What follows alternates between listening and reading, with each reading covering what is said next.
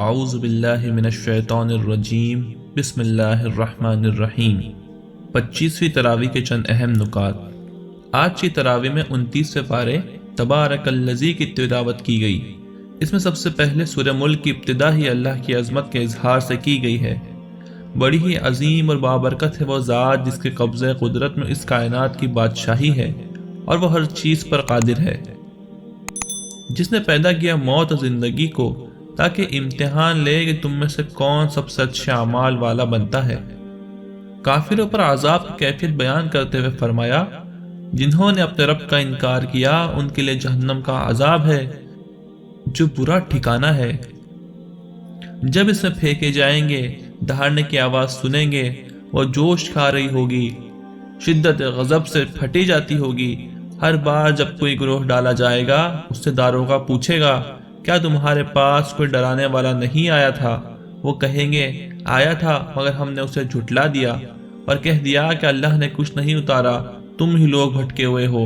یہ بھی کہیں گے کہ کاش اگر ہم سنتے سمجھتے تو اس طرح جہنمی نہ ہوتے۔ اس طرح وہ اپنے قصور کا اعتراف کر لیں گے۔ لعنت ہے دوزخیوں پر۔ رہے وہ لوگ جو اندیکھے اللہ سے ڈرتے ہیں، ان کے لیے مغفرت اور بڑا اجر ہے۔ تم چپکے سے بات کرو یا بلند آواز سے، اللہ کے لیے برابر ہے۔ وہ تو دلوں کے بھید تک جانتا ہے، کیا وہی نہ جانے گا جس نے پیدا کیا؟ وہ تو بہت ہی باریک بین اور باخبر ہے۔ نافرمانوں کو للکارا ہے، کیا تم بے خوف ہو گئے ہو کہ اب تمہیں زمین میں دھسانے اور آسمان سے پتھراؤ کرنے والا عذاب نہیں آ سکتا؟ بتاؤ تمہارے پاس وہ کون سا لشکر ہے جو خدا رحمان کے مقابلے میں تمہاری مدد کر سکے؟ بتاؤ وہ کون ہے جو تمہیں روزی دے سکے اگر وہ اپنی روزی روک لے؟ ان سے پوچھو، اگر تمہارا یہ پانی زمین میں اتر جائے تو کون ہے جو تمہارے لیے صاف و شفاف پانی نکال کر لائے؟ کہہ دو وہ رحمان ہے، ہم اس پر ایمان لائے ہیں اور اسی پر ہم نے بھروسہ کیا ہے۔ تم عنقریب جان لوگے کہ کھلی ہوئی گمراہی میں کون ہے۔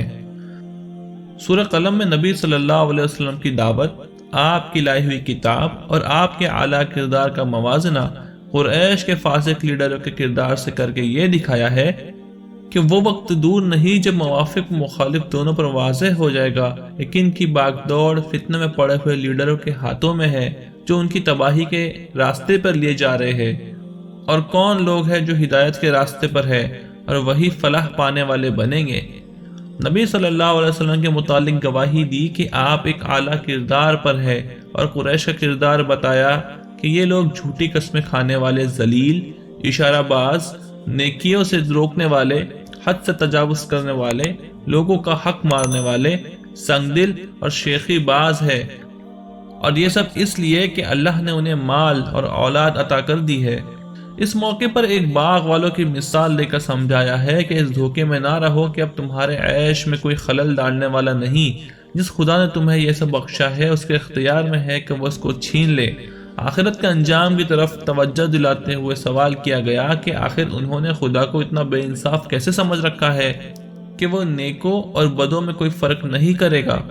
ساتھ ہی حضور صلی اللہ علیہ وسلم کو تسلی دی گئی کہ آج جو باتیں یہ لوگ بنا رہے ہیں ان کا غم نہ کیجیے، صبر کے ساتھ اپنے رب کے فیصلے کا انتظار کیجیے اور اس طرح کی جلدی دکھانے سے بچیے جس میں حضرت یونس علیہ السلام مبتلا ہو گئے تھے اور انہیں آزمائش سے گزرنا پڑا تھا۔ سورہ الحاقہ میں رسولوں کی دعوت کو جھٹلانے والے کو انجام بتاتے ہوئے قیامت کی ہولناکیوں کی تصویر کھینچی گئی ہے۔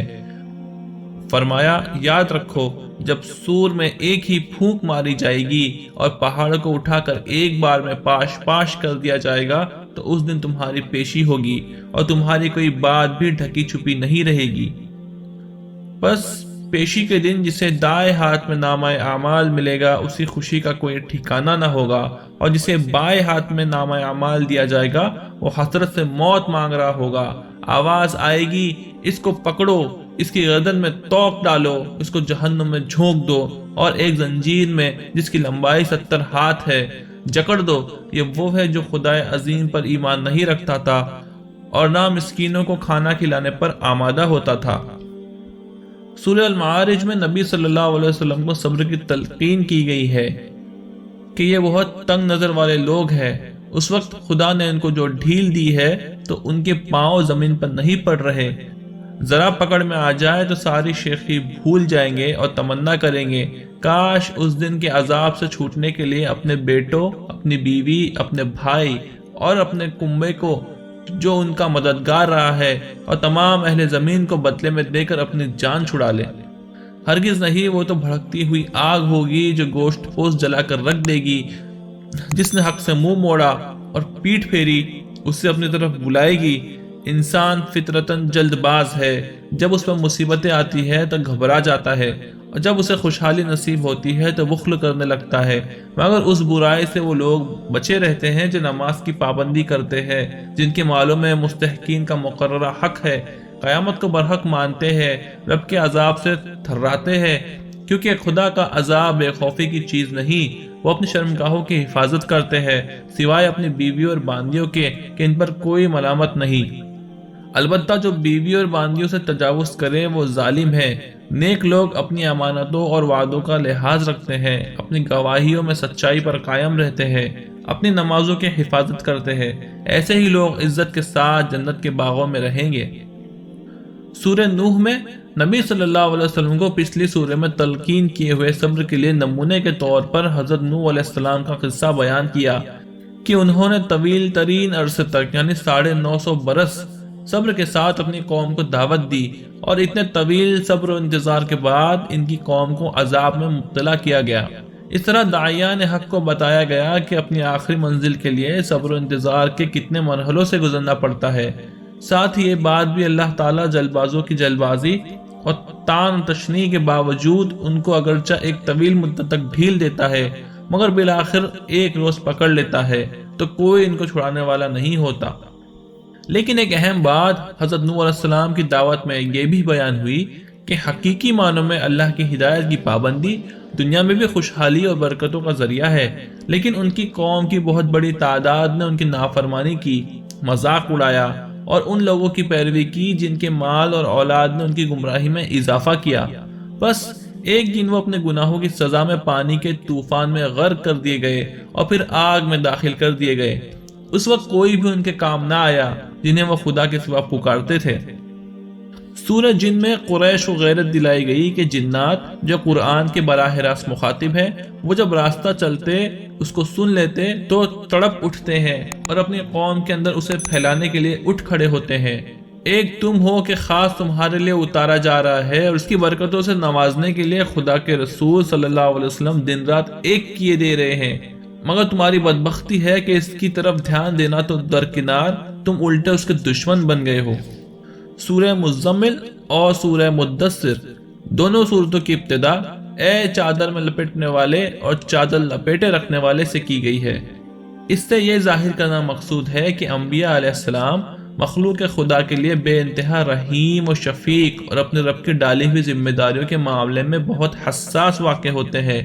وہ اپنی جان توڑ کوششوں کے باوجود جب دیکھتے ہیں کہ لوگوں کی دشمنی ان سے بڑھتی جا رہی ہے تو انہیں یہ خیال ہوتا ہے کہ کہیں انہی کے کام میں تو کوتاہی نہیں، اور یہ فکر ان کو بہت زیادہ غمزدہ کر دیتی ہے، اور وہ چادر میں سمٹ کر اپنے ماحول سے کنارہ کشی اختیار کرتے ہوئے اندر ہی اندر کوتاہیوں کی تلاش شروع کر دیتے ہیں۔ سورہ مزمل میں چادر اوڑھنے والے کے پیارے لفظ سے نبی صلی اللہ علیہ وسلم کو خطاب کرتے ہوئے اس حالت سے نکلنے کا راستہ بتایا گیا ہے کہ رات کے وقت اللہ کے حضور قیام کا اہتمام کرو، اس میں ٹھہر ٹھہر کر قرآن پڑھو، اس سے دل کو ٹھہراؤ ملے گا اور دماغ کو بصیرت حاصل ہوگی اور آگے کی ذمہ داریوں کا بوجھ اٹھانے کی اہلیت پیدا ہوگی۔ سورہ مدثر میں بھی اسی لقب سے پکار کر ہدایت کی کہ بس چادر اتار پھینکو اور لوگوں کو ڈرانے اور خبردار کرنے کے لیے کمر بستہ ہو جاؤ، اٹھ کھڑے ہو، اپنے رب کی بڑائی بیان کرو، اپنے دامن کو ہر قسم کے غبار سے پاک رکھو اور اپنی جدوجہد جاری رکھو، مخالفتوں کے باوجود حق پر ڈٹے رہو، اللہ تعالیٰ آپ کی کوششوں کا نتیجہ ضرور ظاہر فرمائے گا۔ سورہ قیامت میں قیامت کی یہ دلیل دی گئی ہے کہ اللہ تعالیٰ نے انسان کے اندر سننے اور دیکھنے اور ان کے ذریعے نیک و بد میں تمیز کرنے کی جو صلاحیت رکھی ہے، اس کا تقاضا ہے کہ ایسا دن آئے جس میں لوگوں کو ان کے کیے کا بدلہ مل سکے، ورنہ پھر نیکی بدی کی جزا اور سزا مقرر کرنے کی کیا ضرورت ہے۔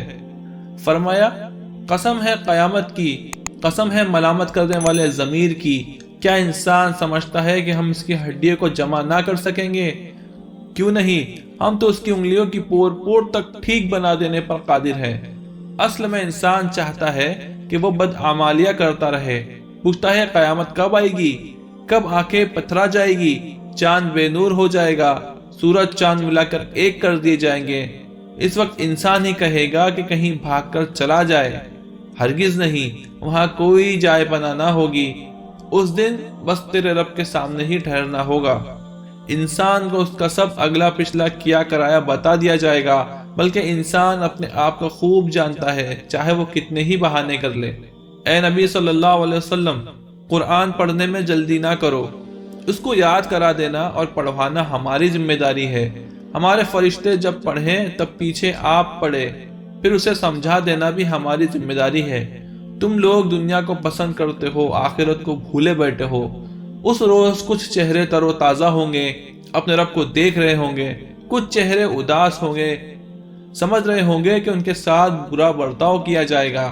ہرگز نہیں، جب جان حلق میں اٹک جائے اور کہا جائے کوئی ہے علاج کرنے والا، اور سمجھ میں آ جائے کہ اب دنیا سے رخصت ہونا ہے، پنڈلی کھچ جائے، تو وہ دن ہوگا تیرے رب کی طرف روانگی کا۔ مگر اس نے باتوں کو نہ سچ مانا، نہ نماز پڑھی، بلکہ جھٹلایا اور چلا گیا، پھر اکڑتا ہوا گھر والوں کی طرف چل دیا۔ یہی رویہ تیرے لائق ہے، ہاں یہی روش تجھے زیب دیتی ہے۔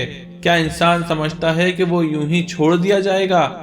کیا وہ منی کا قطرہ نہ تھا، پھر لوتھڑا بنا، اللہ نے اس کا جسم بنایا، اعضاء درست کیے، پھر اس سے نر و مادہ دو قسمیں بنائی۔ کیا وہ ذات اس پر قادر نہیں ہے کہ مرنے والوں کو پھر سے زندہ کر دے؟ سورہ مرسلات میں تیز و تند چلنے والی ہواؤں کی گواہی پیش کی ہے کہ یہ ہر وقت قیامت کے آنے کی یاد دہانی کراتی رہتی ہے۔ جب اللہ ان کی لگام چھوڑ دیتا ہے تو یہ اندھا دھند غبار اڑاتی بادلوں کو پھیلا دیتی ہے، کہیں پانی برسا کر تباہی برپا کر دیتی ہے، اور کہیں سے بادلوں کو اڑا لے جا کر لوگوں کو تباہی سے بچا لیتی ہے۔ اس طرح کہیں نافرمانی کے عذاب میں مبتلا کیے جانے کی یاد دہانی کراتی ہے، اور کہیں اللہ کی شکر گزاری، اللہ کی ربوبیت اور آدمی کے جواب دہی کی ذمہ داری کو یاد دلاتی ہے۔ بس اسی طرح ایک دن آسمان پھٹ پڑے گا، پہاڑ ریزہ ریزہ ہو جائیں گے، وہی دن فیصلے کا دن ہوگا۔ جھٹلانے والوں سے کہا جائے گا چلو اس دھوئیں کی طرف جو 3 طرفوں میں چھپا ہوا ہے، اور بس وہی طرف بچی ہوئی ہوگی جس طرف مجرموں کو رگیت کر لایا جا رہا ہوگا۔ یہ ہے فیصلے کا دن، ہم نے تم کو بھی اور تم سے پہلے لوگوں کو بھی آج جمع کر لیا ہے، تو کیا ہے آج تمہارے پاس بچاؤ کے لیے کوئی داؤ؟ یہاں جب ان سے کہا جاتا ہے کہ اپنے رب کے آگے جھکو تو نہیں جھکتے، اب اس کے بعد یہ کس چیز پر ایمان لائے گے؟ یہاں 25ویں تراویح کا بیان ختم ہوا۔ اللہ تعالی ہم سب کو قرآن پڑھنے، اس کو سمجھنے اور اس پر عمل کرنے کی توفیق عطا فرمائے۔ اللہ اس کی برکتوں سے ہمارے شہر، ملک اور عالم اسلام کے حالات تبدیل فرمائے، آمین یا رب العالمین۔